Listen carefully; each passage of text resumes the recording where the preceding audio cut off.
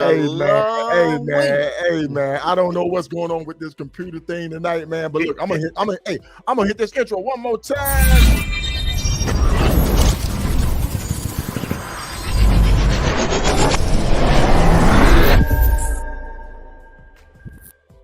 I like that. You gotta love it.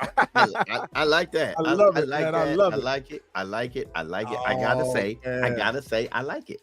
You like that? I gotta you like say, that? I like that, Right, man. I right, like man, that. I'm telling you, man. I'm telling you. Hey, come on in, folks. Come on in, folks. Welcome. Do we have a show for you tonight? Yes, we do. Yes, we do. Hey, if you can hear us and everything look good, give us a quick thumbs up. We'd greatly appreciate it. Chime in. Folks, we got some heavy hitters for you tonight. If I can tell you, hey, I'm honored to be here on the stage with everybody. It's great. It's good. It's good. We're working out a couple of little of our is it good now? Logic? I don't see it. It says you are live, but I don't see it on my Facebook page. But that's hey, if you on YouTube, you see us. If you on Facebook on my Facebook, maybe you don't see us, but we see you. But we see you. So folks, I'm telling you right now, we're getting all our gear up. We're getting new equipment up. We're trying to get new streams going on. We're working it all out. We're working it out. You got it? I got it. It's there. Man, I love it. I love it. Good evening, everybody. Welcome to the show, Riding with Ksolo, the podcast with Logic. Man, I'm telling you. Yes, sir. Yes, sir. And tonight, folks, hey, I'm going to be turning it over because I am one of the interviewees tonight. So I'm going to be turning it over to Logic. He's going to be shooting the Q&As, man. He's got some awesome questions for us. Because that's how we do it, right, Logic? That's how we do it. That's just how we do it. Man. That's how we do it. Yeah, yes, sir. Yes, sir. So, folks, once again, come on in. Thank you for joining us tonight. Go ahead and tell a friend that we own. Make sure you watch it. Make sure you share it. That's what we ask, folks. If you could please just share this podcast with other writers out there, other groups. We'd greatly appreciate it. So look, without further ado, we're going to get this thing rolling, Logic.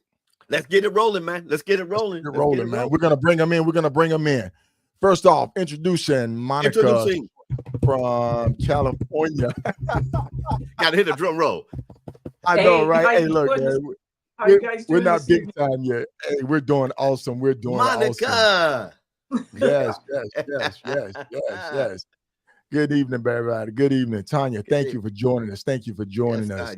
Anyways, hey, thank you for joining us. Yes, sir. Yes,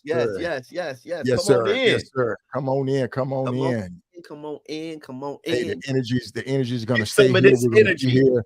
Big Sarge, how you doing, sir? Yes, sir. And look, without further ado, we're gonna bring him out in for Bernie, Texas, the one and only, the heavy hitter himself, and the 2025 Titan. 2025 Titan. Yeah. We're gonna get right. We're gonna have our own applause thing. Hey. Oh man. Hey, look, we don't need no electronic sound boy. Man, we don't need no stinking sound boy, man. Dude, we clapping because we mean it. You know what I'm saying? Absolutely. We clapping because we mean it. Yes, Once again, we want to just thank everybody for tuning in tonight to our live Riding with Ksolo, the podcast. Tonight we're gonna be featuring Sharif Asadiq from Bernie, Texas. Monica Shorts. Monica, you're from which part of California again? Escondido, California. Escondido. I don't want to say it wrong because people get funny when you pronounce their hometown wrong. So I'm gonna say that's what she said. That's right. That's right. So look, ladies and gentlemen, we're gonna roll right into this thing. This is gonna be a 3-part series right here, 3-part episode. Because the reason why we're doing it in a 3-part episode is we're wanting to break it down to everybody, not just touch on it, not just say, hey, we did it this way we went, but we want people to understand what it all takes to do this, so that if you're planning to do it, interested in doing it, these are the steps that you're going to need to take to kind of be successful at doing it. It's something rare. It's something that's rarely achieved, but the 3 individuals tonight have achieved it. And for one of them, it's their second time achievement, which is totally outstanding. Wow. You believe it twice. So my hat's off to her. So You know it ain't me, Reed. Two twicenesses. She did it two twicenesses. Two twicenesses. That's right. That's right. Two twicenesses. Hey, Logic, man. Hey, Yes, look. sir. I've Yes, done sir. my part, man. I've done my part. I fired this thing look. up, sir. Okay. I'm going to turn it over to you. We got to kick it. The helm is yours. We're gonna do it. We're gonna do it. We're gonna do it. And I'm gonna try to keep the same energy. If I cough, please excuse me. If I sneeze, please excuse me. Good evening, good evening, good evening, everyone. Good evening, sir. Good evening, sir. Welcome to this special edition of Riding with Ksolo, the podcast with Logic. Tonight, we are thrilled to sit down with not just one, but three incredible, awesome, out of this world riders who have achieved what, watch this now, what many in motorcycling community only dream of. Did I say that right? Only dream of. And that is SCMA Grand Slam. We're going to get into what it is. These riders thousands of miles. Let me do my intro. You sit there and be the interviewee. Thousands of miles. They endured challenges of weather, terrain, and time, push themselves to the limits, and all that good stuff. I want to, I'm not going to ask a question yet, but what I want them to do, I want them to introduce themselves to you, because the only person that can tell you better who they are is the person that's speaking. So, ladies first, Monica, would you kick us off and introduce yourself to everybody out here listening? Thank you. Yes, I'm Monica Short. I've done the Grand Slam twice, so this is my second one. And I'm glad to be here. I've been riding for about 20 years now, but I just enjoy what I'm doing and I'm just having fun with it. Okay. Man. All right. That's good. Thank you, Monica. Mr. Reef. We're gonna let Solo go last because he's the other host on it. Mr. Reef. Mr. Reef. The people that don't know who you are, could you please introduce yourself to everyone?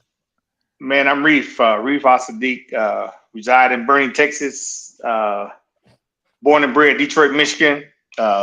Detroit. Learned how to ride 20 years ago in boot camp. I was tricked into learning how to ride, and hadn't got off a bike since. Hey, tell the truth how you learned to ride. Tell the truth, man. My wife was learning how to ride.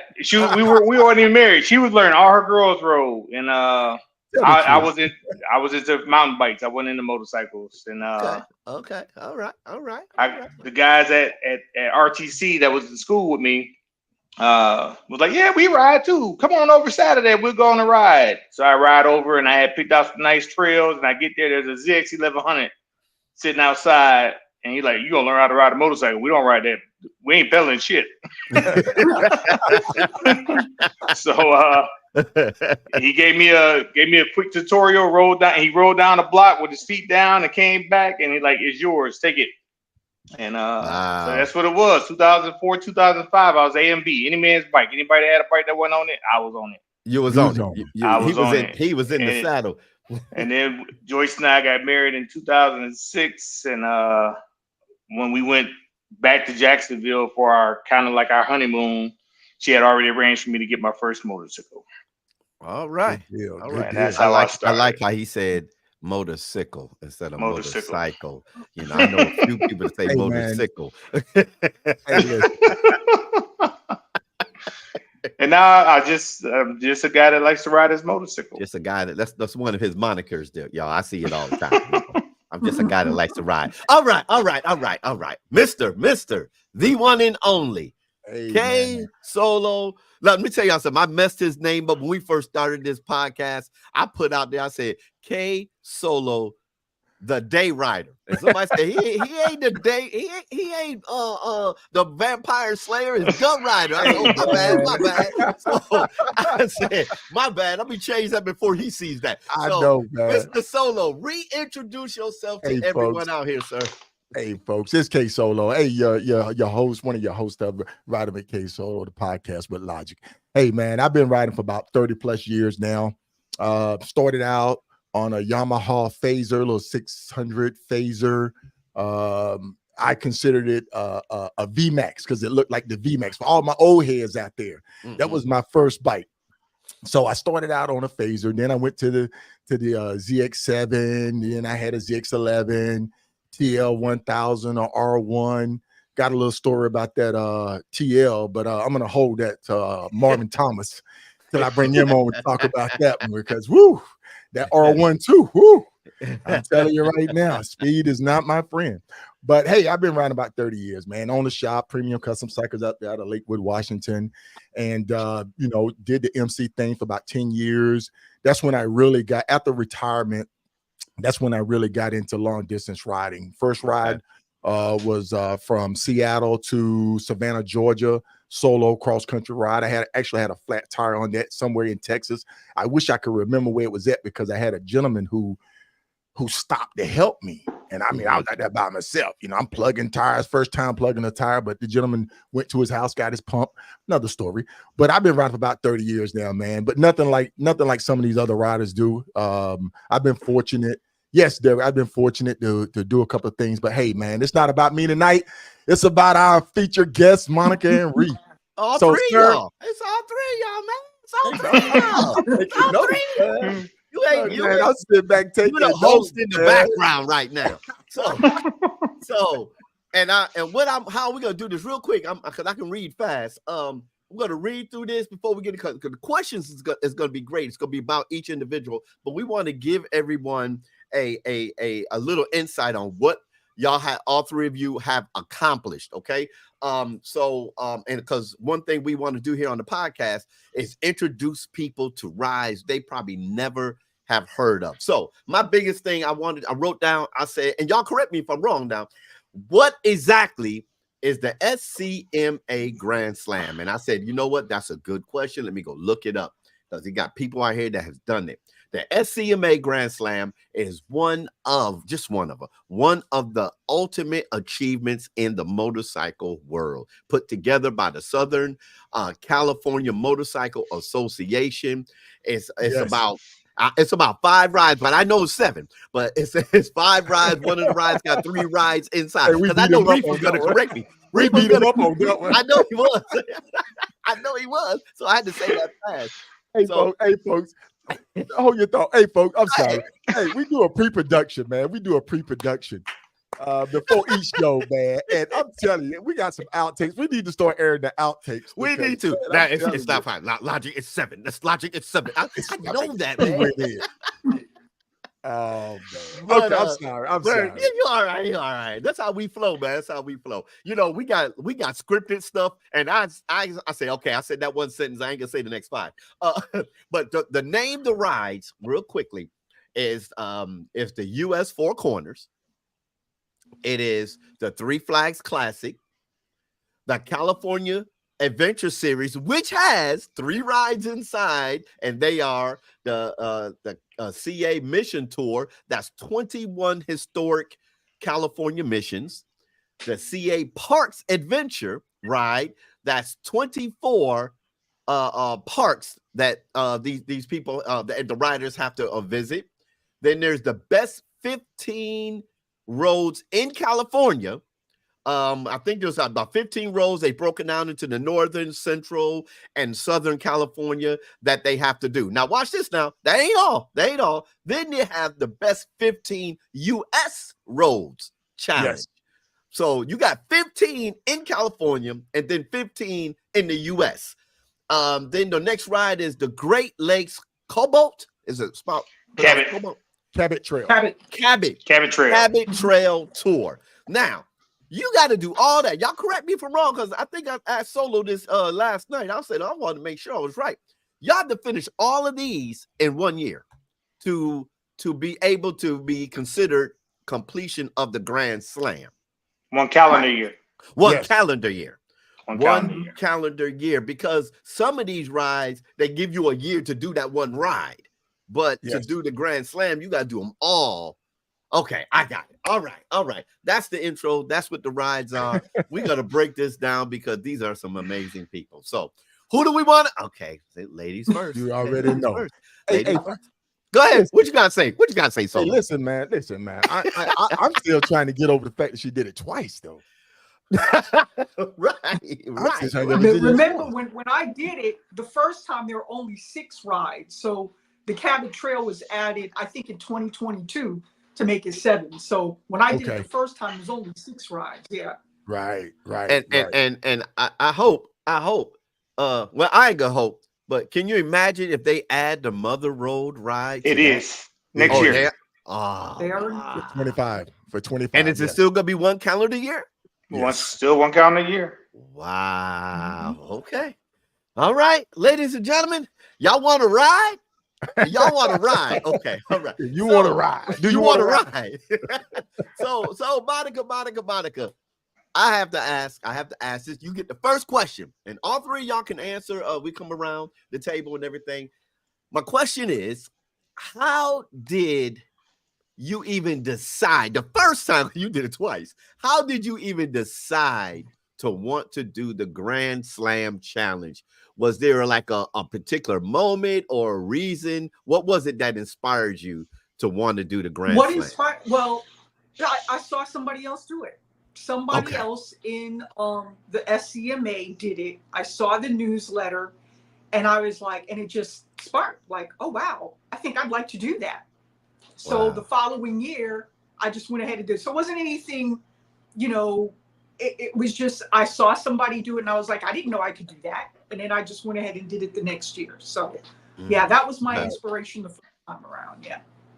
Okay. All right. That's it. So did your planning process change after completing this ride? Oh, absolutely. Dramatically. Okay. From the first ride, I really didn't, I plotted stuff, but it didn't come out the way I planned. I had been on doing like 2 roads a day or maybe, as much as I can get in a day. But unfortunately that didn't work out. I didn't have any mechanical issues like I did this time around, but just a lot of issues between getting from one road to the next, because a lot of these roads, it might be 200 or 300 miles just to get to the road. And then you've got like maybe, 3 or 4 hours on that one road because of the so they're not connected. They're not connected. Like no, it's not like connected. Not like yeah, they connected, but not they connected all right. You gotta take a road to get to a road to get to another road. Get to another road. Take a ferry to get to the next road. You might have to get a ferry or 2. Right. Wow. And then another 6 hours just to ride the road. Look. And then you got some roads that's only 30 miles. Yep. Okay. I know we're gonna me and Solo always talk about we flow with this. So do you have to ride the entire road? So like you said, Reef, the road may be 30 miles. Do you gotta ride the whole road? It all depends. Some roads that say like Blue Ridge Parkway, you had to do I think like 150 miles on the Blue Ridge Parkway. Any 150 miles you want it. But then you got roads like the State. It's like, what was it, 38 miles or something mess from start to finish? You had to ride the whole road. Yeah. Okay. So you got to ride 100 miles. Miles of just twisty. Oh, a lot of twisty, yeah. Look, so Solo. So you can't just ride up to the road, take a picture of the sign, said I've been here, and go.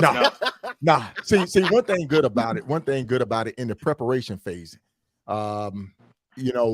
is you have to look at what the instruction says for each of the rides. Okay. They give you specific instructions. Yeah, those are important. Those are important. Hey, man. This was great because let me just say this. We kept in contact with each other. We followed each other on the Spotwalla trackers. We were looking at our ghost trails and everything. But prepping for it is you have to look at the instruction. It tells you start here, get a receipt, ride this route in here, get a receipt, or get something that says that you've been there. During the ride, in between, you take a photo of what's in between. So now all of that is during the preparation phase. How I found out about the Grand Slam is last year we did the Triple Crown. Triple Crown. Right? I think all 3 of us did a Triple Crown, right, Monica?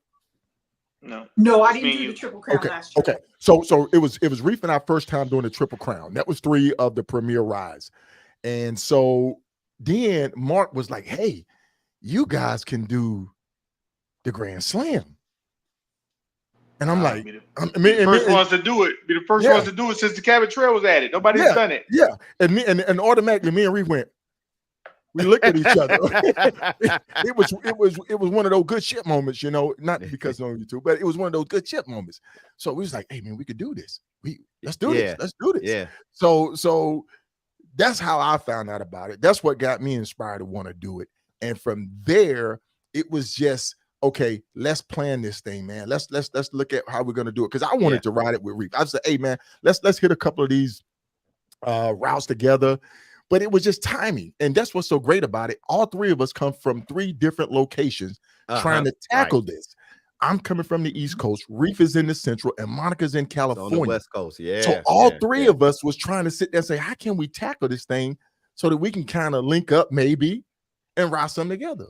But so that leads me to that next question then. As soon as you said that, what were the key considerations when y'all started map? Oh, let me tell everybody out here, we broke this down into 3 categories. Tonight is going to be about planning, and then tomorrow is going to be about preparation, and then we're going to talk about the actual ride. So what were the keys, since you said that, what were the key considerations when mapping out your route?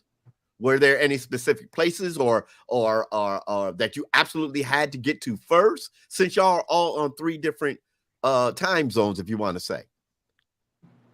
Reef, you go first on that one.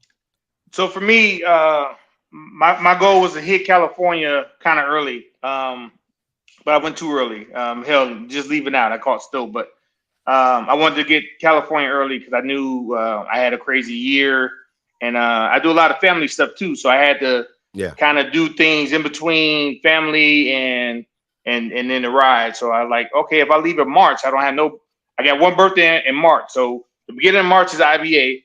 So after Khalil's birthday, which is the 16th, I left to go to California because in April you got my birthday, my wife's birthday, and our anniversary back to back at the end of April.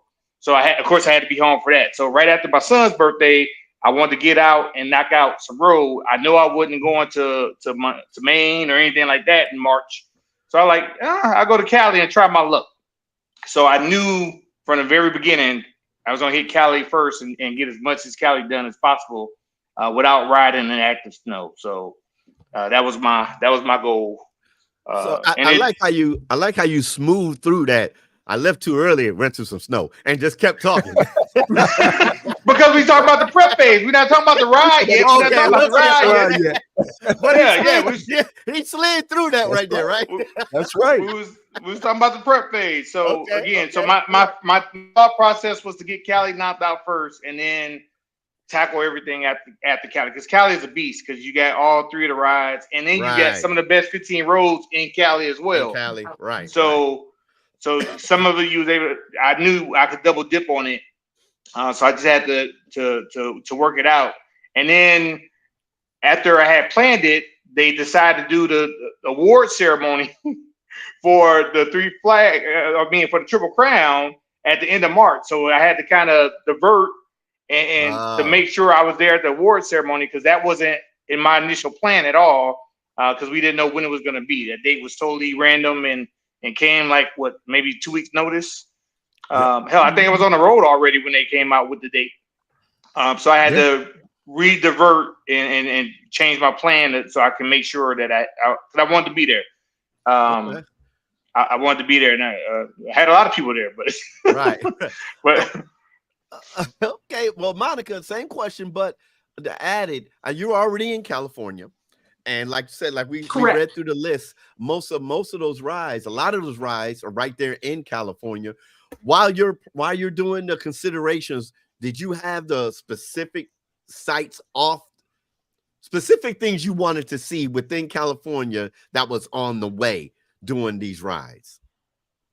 No, not really. I mean, because I've done the California portion of the 3 Flags Classic series already. I've done the parks. I've done the missions. I knew the only thing where the roads changed up a little bit. So that may have been just a little bit, but I knew that it was Northern California, Central California, and Southern California. So that's usually how they'll break up 5 in each section.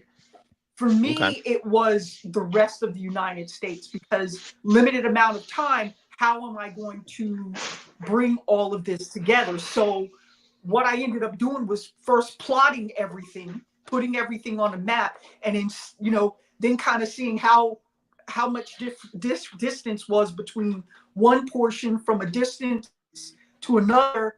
And that's how kind of sort of how I started planning the route. So once everything was on the map, then it was like, okay, so how am I going to go first? Am I going to go to Key West first? Am I going to go to Blaine first? Am I going to do San Ysidro?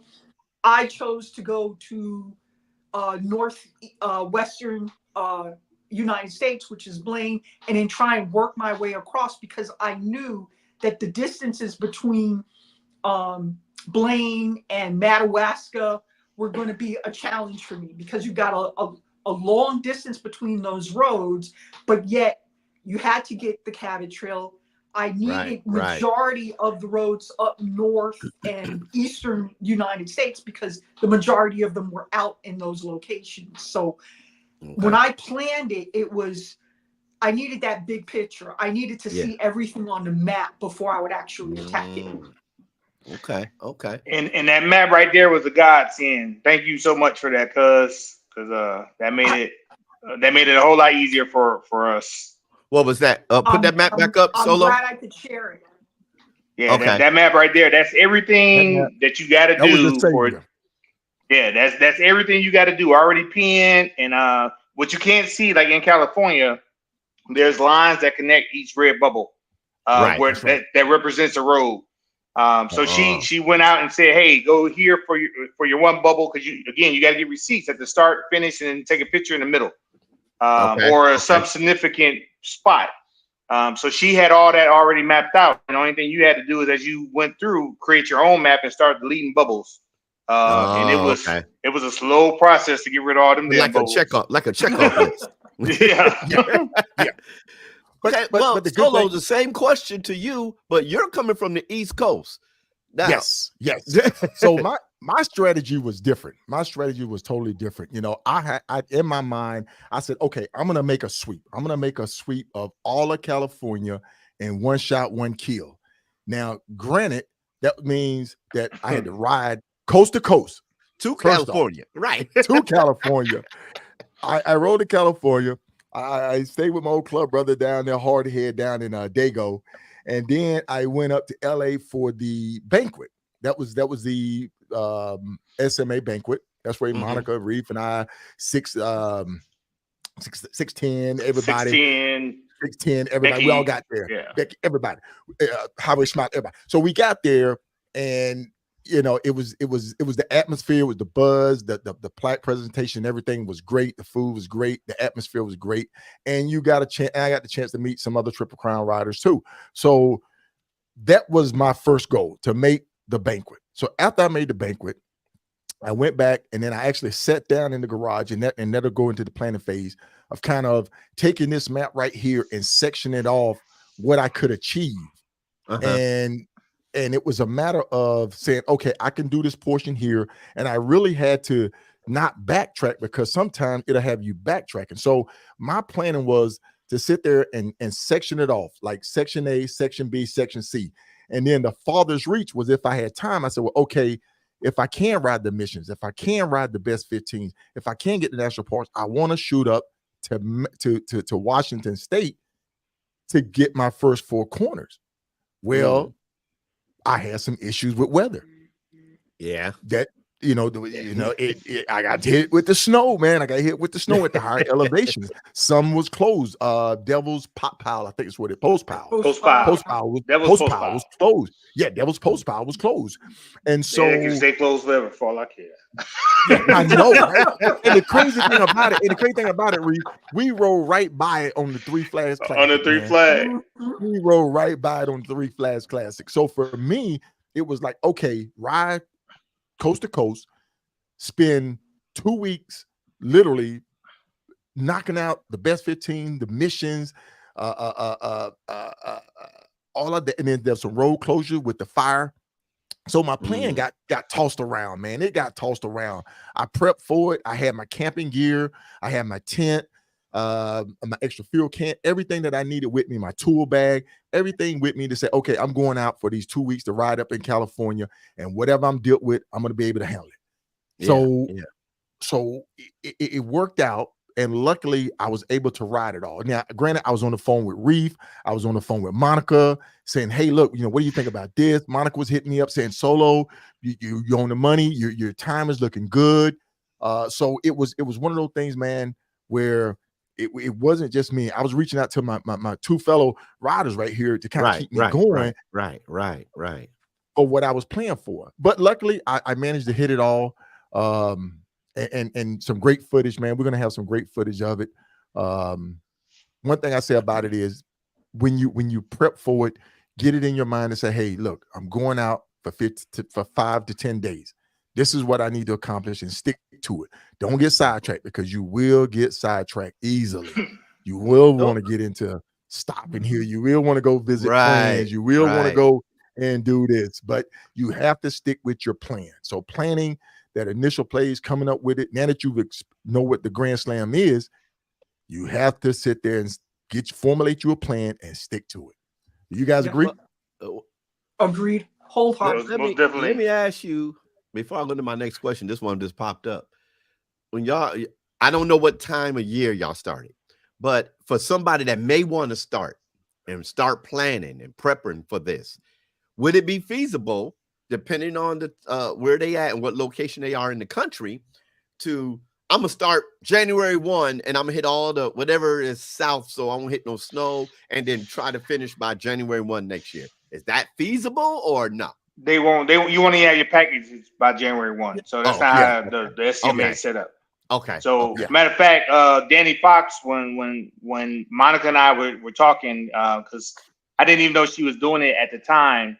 When I was talking to the guys about doing it, they then emailed her and said, hey, do you know your cousin's doing this ride? And then she called me. But anyway, when I talked to Danny, he like, I'm not sending your package out until after this date, because I don't want you to go ride in the snow and kill yourself.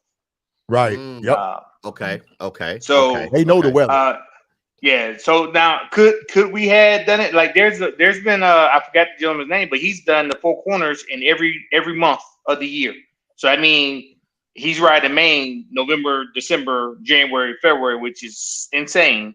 But he did every month. So they do understand that people want to do it, but he's like, that's too much riding. I'm not even seeing your packages out. And and he was like, no, you can't even start until you get your package. So I kind of laughed and said, okay, that's fair enough. That's fair enough. So that's interesting, because like we said in the intro, each one of these rides are their own rides as well, with their own criteria. So is there, say I do the Cabot Trail. Look, we're gonna take you out back. I gotta get that right. So we're gonna take you out back. He said, you know what I'm saying? I do that, and then I find out about the Grand Slam. Is it a different registration, or did it says, okay, you already did that, so, or do you have to do that again? Well, what you'd have to do is you have to register for each ride. So you have to register for all rides, get a waiver for all rides, and then once, of course, you've completed them all within that calendar year, then you get the Grand Slam. But they all stand alone rides. And even when you do complete the Grand Slam, like Solo and Reef, they got the Triple Crown. You're going to get a Triple Crown too, because that's part of it. You'll get a Triple Crown maybe for the Park Series and one of the two other rides, the Four Corners or the Three Flags Classic. So come next year, I believe, when we get that award ceremony, they're going to be up there for 5 or 6 other things. Wow. Swag surfing. Yep. And I have always said the SCMA has some of the best swag out there. They got some dope swag. Yes, They do. yes, They yes. really do. Yes, folks. I mean, I can't stress it enough, man. It's My A1. gosh. A1. Yes. Listen, A1. for everybody that's watching, y'all, we are on the podcast, Riding with Ksolo, the podcast with Logic, with 3 of the Grand Slam completion people, whatever you want to call it, champions. I don't know if you want to use the word champions. They have we already know they riders, and I'm like, but we get blown away just by hearing.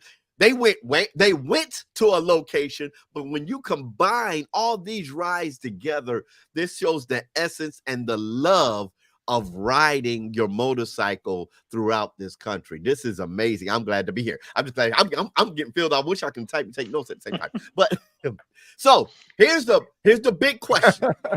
Here's the big question. It's in the planning. It's in the planning. Now, I know I have a spreadsheet that I created years ago for when I ride. So here it is. Drum roll, please. Okay.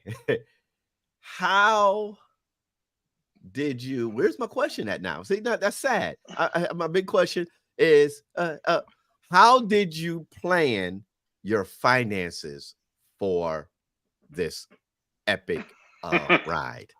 That's the big question. I have a spreadsheet that I sent out to people that I can type in my miles, my gas, my stops, my blah, blah, blah, all that. And it gives me an estimate of what I would need. But I would have to know my miles. But how do you, something like this takes enormous planning, financial planning, and things of that nature. How did you manage that? Anybody can go first. So for me to alleviate costs, I'm a Wyndham timeshare owner, and I got a crazy amount of points. I'm a founder level. But anyway, so my trips to Cali, because there's a ton of resorts there, I book resort rooms for 3, 4, 5 days and just use that as my base, just to alleviate some money. And then I put a bunch of points over to Wyndham hotels so I could use some of those to alleviate hotel costs if possible. Other than that, for me, it wasn't about, my mama used to always say, if you got to ask how much it costs, you can't afford to do it. Yes. So my wife and I was just like, just go get it done. And I will sleep anywhere. And she's like, no, you're not. You better go get that. I already booked you a room.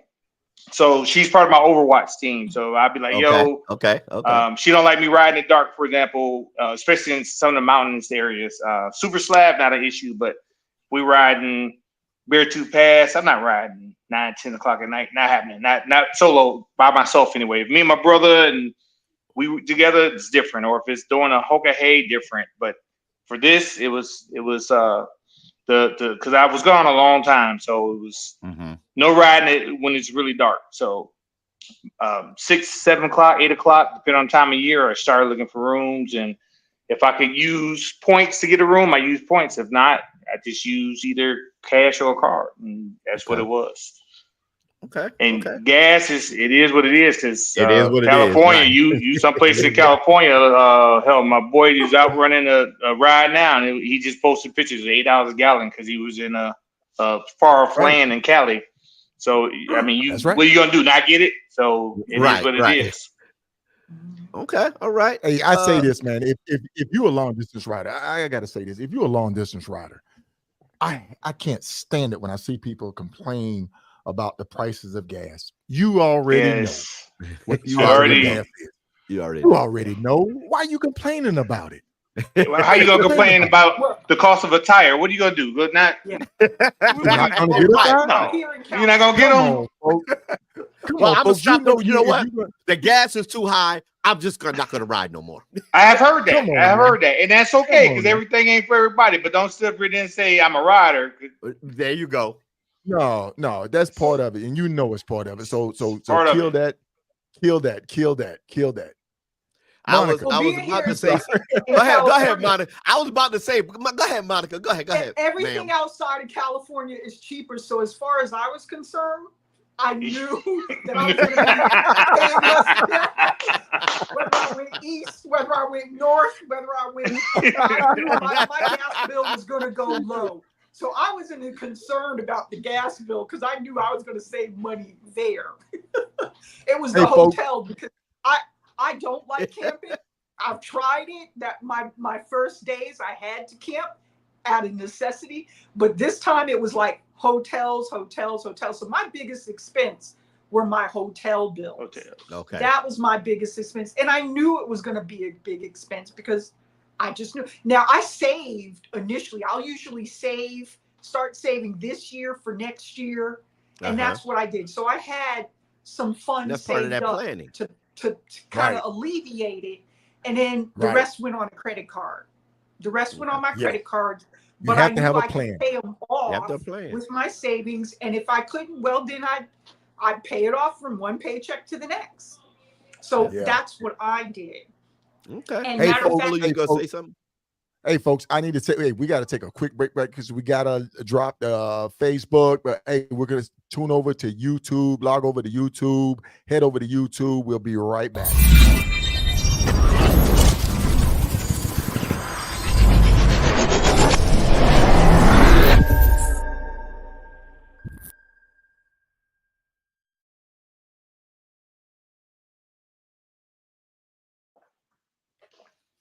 All right, we're back. We're back. All right. So I was about to say when he was talking about planning and everything, he said if the old saying is that if you have a Harley then and you ride it, you know you gonna spend some money. But I said, then I thought about Reef and Monica. I said, well, I really can't say that because neither one of them rode Harleys.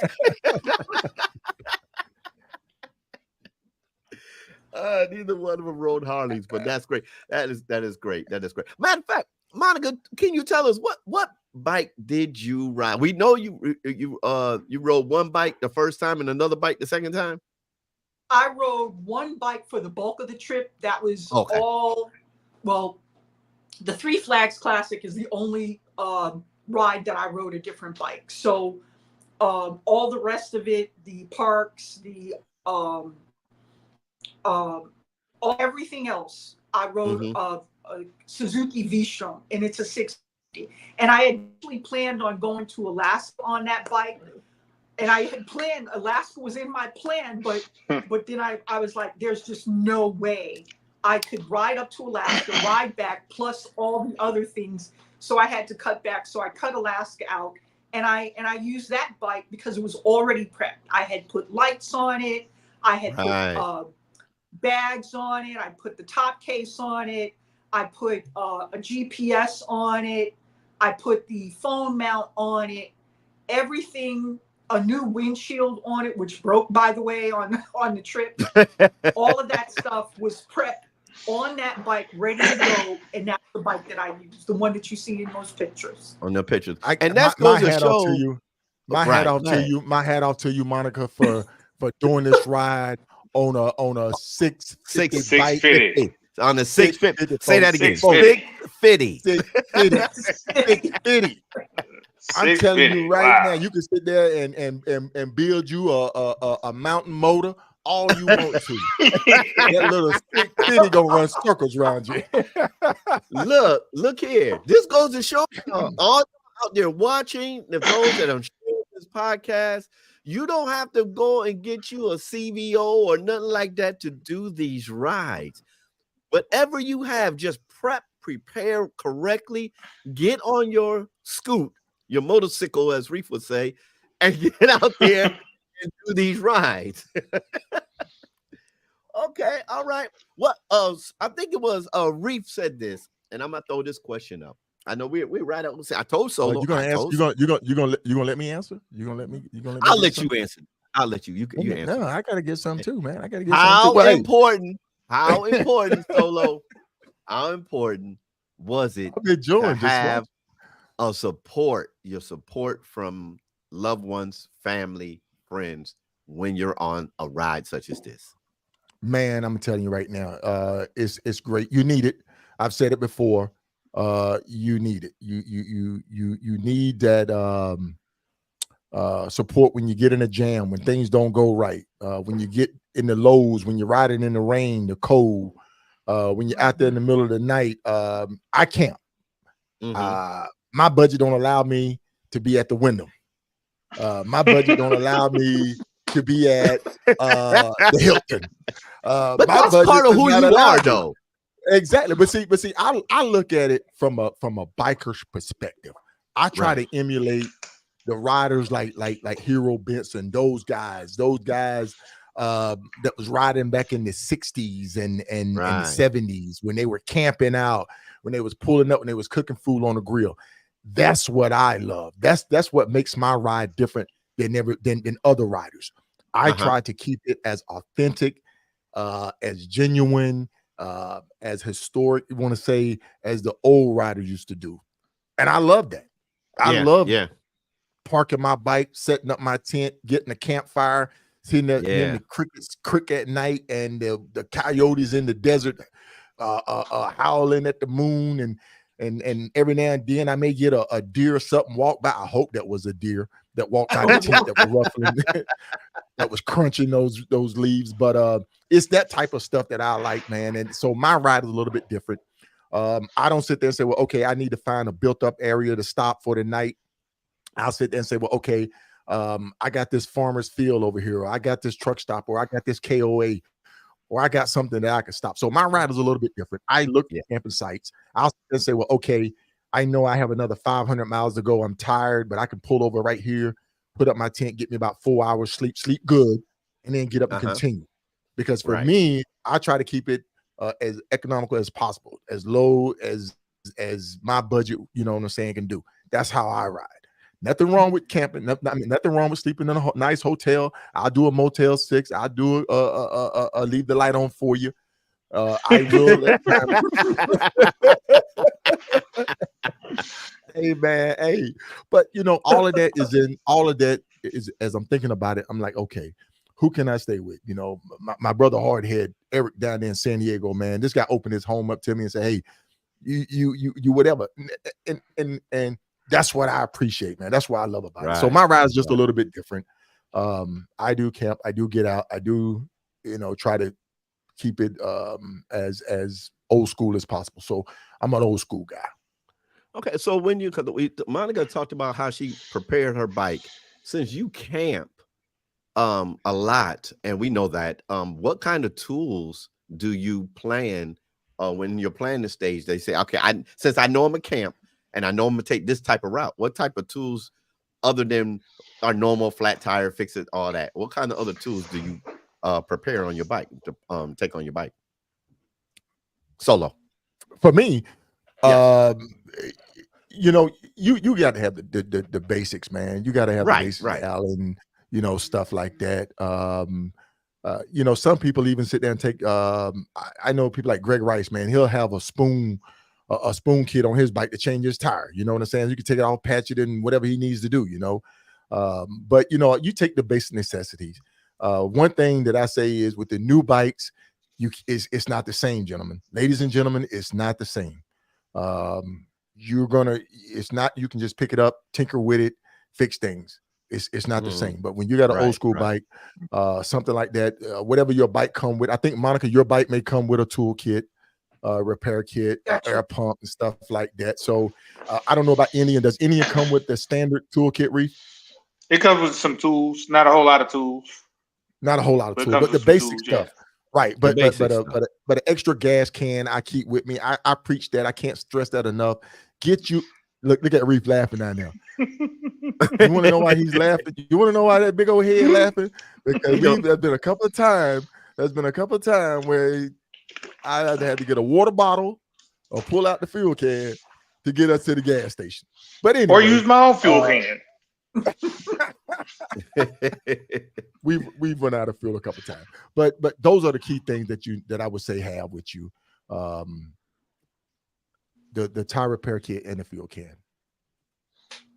Okay, I keep a fishing pole in my bike because I like to go fishing, but this messed up government we got makes it hard. But I keep a fishing pole in my bike.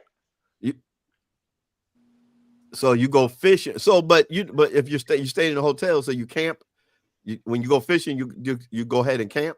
No, I just go fishing, catch and release, and relax. Okay. Yeah, it ain't got to be gas and go all day long. Okay. I was on the road for days on end. And then hell, there was times where I had to wait on my bike to get repaired, so I went fishing. Okay. Monica, any extra tools you take with you? I do, because Besides the I did basic? most of the maintenance on my bike while I was out. So I did all the oil changes, really all the oil changes. So I carried really the basic tools: a socket set, a Allen wrench set, one of those little arrow stitch pumps, a tire repair kit.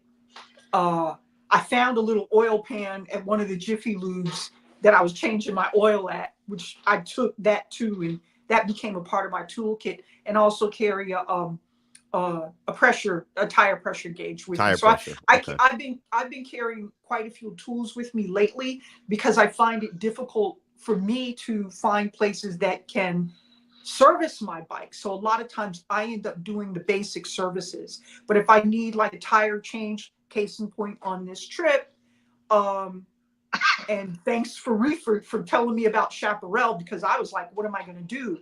I had a puncture, and I was able to get the tires sent, and they changed it. And the same thing with a chain. I had to find a chain and sprocket set and have somebody change it. And a lot of these places, especially with my kind of bike, they don't seem to be able to accommodate me as quickly as I would like. So a lot of this stuff, it falls on me to do if I can do it. Right. Okay. And that's pretty awesome that you change it on the go like that.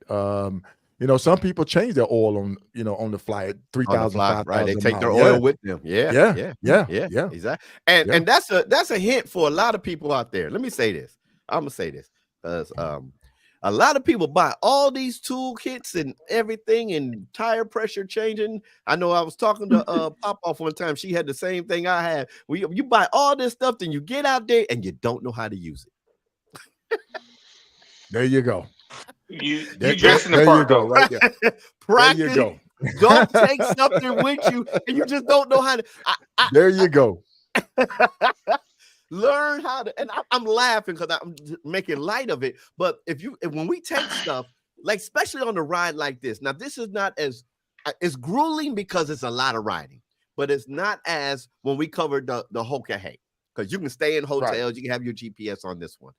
But if you have a mishap, and this is just riding in general, if you got a tire plug kit, at least read the instructions and know how to use the tire plug kit. Yeah. If you have to use it, Right. So that's good. Solo, I mean, someone just had a question about the camping. Yeah, camping tools. So for me, I have this small little limb cutter that you fold up. You can get them at Home Depot and Lowe's, which works great for me when I get my firewood for any branches or anything that I may need to clear out so that I can get my tent up. You got the old e-tool. If you're going to have a fire pit, make sure that you dig a trench around your fire pit so that the little kindlings don't pop off and set a fire. But I have my basic tent, and then I do have a winter tent, and then I have a summer tent. You'll find that out because when the wintertime comes and cold air coming in, you'll know you have a summer tent. But those are the two things. Those are the two things that I mainly take with me is going to be some type of entrenching tool and my handy dandy limb cutter, my saw that I just open up. It's like a switchblade, cut it and put it away. And that way, if I never stop, somebody say, "Hey, look, why do you have this tool?" It's a camping tool, man. It's what I use when I cut down wood. Right. So those are the two main. And then of course a mallet when you want to put your stakes. But with the tent that I have now, it doesn't require you to put down any stakes. You can just put it up and boom. It's not one of the little quick. Yeah, it's not one of the little quick 3-minute ones. Some people have those. I know Big Swole, I think he has one of the 3-minute tent. That pop-up tent. Yeah, that just stand that sucker up. Yeah, you can just stand that joker up, man, and roll with it. But I still have the old school with the two support beams on it, and it works out great because I can set it up on concrete. I can set it up on ground. And say so.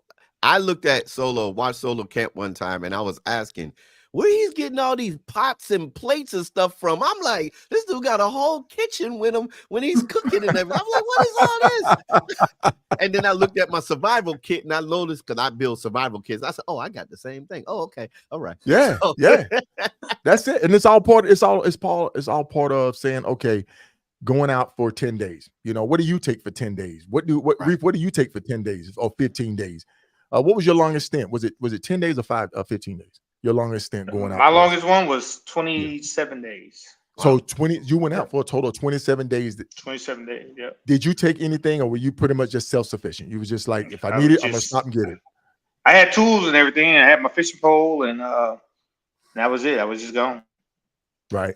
Monica, when you left California, did you just gone? Yeah, I had my tools. I had all of my tools that I just mentioned to you, and that was it. When I went out for my long, I carry those tools with me the entire trip. On both, I carry it with me just in case something happened. Now, we're about to get on the road to do a ride real quick. And this is real quick, the packing. When people pack stuff, I'm not going to get into all the packing, but when you're riding a ride like this, you don't have time to change clothes, change jeans a lot. So do y'all just use your just regular riding gear and just do the ride? And then if you stop somewhere, then change clothes and put some regular clothes on? I know that's a question there. I work climb, so I have base layers. So what you see me wear, that black suit, that's all year round. And then I just have so instead of having bulky jeans, I just got basically some spandex pants and shirts. That's, so I can change them. I can have 10, 12, 14 pair of them in the size where you may have a couple pair of jeans and shoes. So it saves a lot of room and time. Yes. It's very efficient, you know. And then on a ride like this, where I'm not planning on, I always take a pair of pants just in case it's cold and I'm sitting around doing something, or in a pair of shorts and then some flip flops or some other shoes. So if something happened, I don't have to be pimping my base layer all around town. Because I will do that though, but I try to take a wait. I know he would do that because he did that up. He did that up in Tulsa. I just knew he was about to melt. I'm like, this dude got all this stuff on. I'm like, what are you doing? No, but so if it's hot enough where it bothers me, I take that off and just rock the base layer. So it was bothering me. I was like, you need to take some of that stuff off. Man. I get accustomed to it. Today we went troll hunting and I had it on and George's like, you ain't gonna take that off? I'm like, no, it ain't bothering me. So it is what it is. Ladies and gentlemen, but that's go ahead, Solo. I said that's the difference that you get, the three different perspectives. Now, Monica, you wear Clem too, right? No, I don't. Matter of fact, this entire trip, all I wore was what I started out wearing, which was jeans, my little first gear jacket, a jacket underneath that, and I'll usually bring maybe a pair of long underwear with me if it's really cold. Some rain gear, but layers. But just jeans, jacket, and that's it. And that's what I pretty much rock. And one thing you have to make sure too, people that have any type of medical issues in your planning stage, when you're planning a ride such as this or a long ride, and I don't know if any of y'all carry medication, but you have to make sure you take your medication with you. If you are on insulin, I had a friend out of Atlanta that have insulin, but his insulin had to be cold. Get a small pack. And make sure your insulin, brothers and sisters, do not go on this ride trying to be Superman and you need your meds. Do y'all agree with me on this? Absolutely. If you have hypertension, your hypertension meds. If you need water pills, make sure you take your water pill, because you're gonna look down and your ankle gonna be swollen up, and that's gonna stop you. And folks, we can't stress that enough, how important it is to take your medication. And also have a backup plan. If you are a veteran and you are in the VA system, they have a system that you can enroll in that you can get medication at any VA nationwide. Make sure you look into that. Look into that. So if you run out of medication somewhere, don't just go without and say, well, okay, I got 5 days. I'm gonna miss it 5 days. That's going to be terrible on you. Get into the system, go to the VA, enroll in that system so you can get medication anywhere. And again, it's part of the planning phase. So if you know you go on cross country a couple times, 2, 3, 4, 5 times, because you might doing a ride like this. Find somebody you can have some medicine stashed at their house if you don't want to carry it with you. Or if it needs to be refrigerated. And then when you get in the area, you swing by, grab that shot, take your shot, and you keep on pushing. That's right. Because it's all part of planning. And if you want to do it, you got to do it. There's shots I got to take twice a month. So sometime you'll see on my tracker, I head back home. I'm coming back home because I got to take my medicine. Right. And so it is what it is. It's just a detour, and it's part of your planning. Right. Exactly.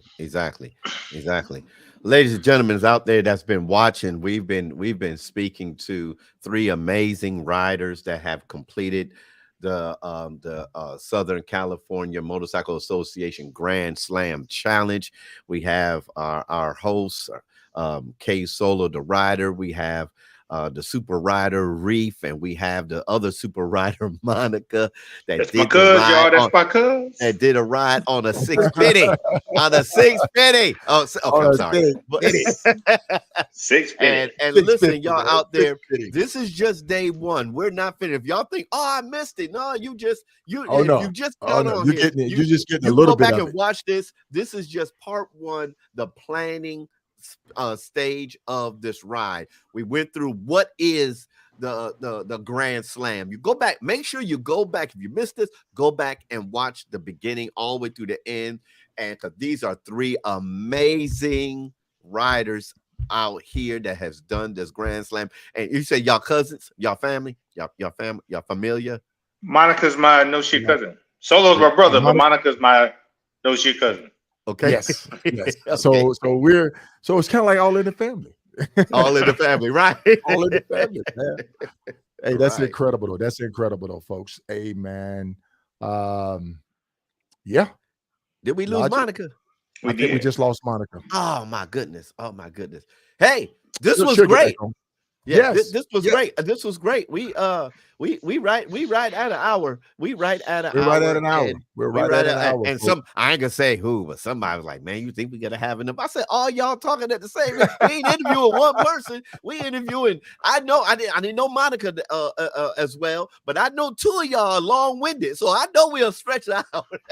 Oh man, yes. There she goes. She's back in now. I'm gonna add her back in. Yep.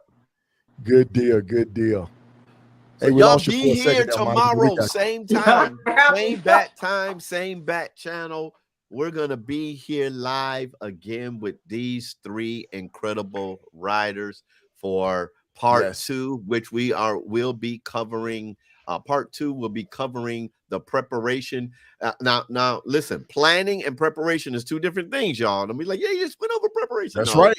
That's right. Planning and preparation is 2 different things. Right. So y'all join us tomorrow for the preparation. What they had to do to actually prepare themselves mentally. So I don't want to get into mentally, socially, physically, spiritually. What did they have to do to prepare themselves to take this journey on this Grand Slam? Ksolo, go ahead, my brother. Hey, you got it, man. Hey, folks, I want to just say I appreciate you tuning in tonight to the Riding with Ksolo, the podcast with Logic. Hey, folks, we're trying to put out some good information. I want to thank everybody for tuning in. Hey, listen, if you are interested in coming on the show, hit us up on the inbox or hit us up on the messenger. We're going to get you on. We have 1, 2, 3, 4, 5 people lined up, and we're trying to get riders on that we're trying to highlight the unsung riders out there from across the nation, folks. I'm telling you, and we're gonna keep the enthusiasm going. We're gonna share your journeys and adventure with you to keep that positive energy. We're gonna keep this platform positive. No negativity, positive, because we're gonna keep bringing riders on like Monica and Reef, and we're gonna keep this thing going, folks, as long as we can. So on that note, Logic, sir. Yes, sir. Hey, aspire to inspire, be legendary. Hey, ride hard, ride safe, and always ride on faith and keep it logical. All right, folks, we're out of here. Riding with Ksolo, the podcast.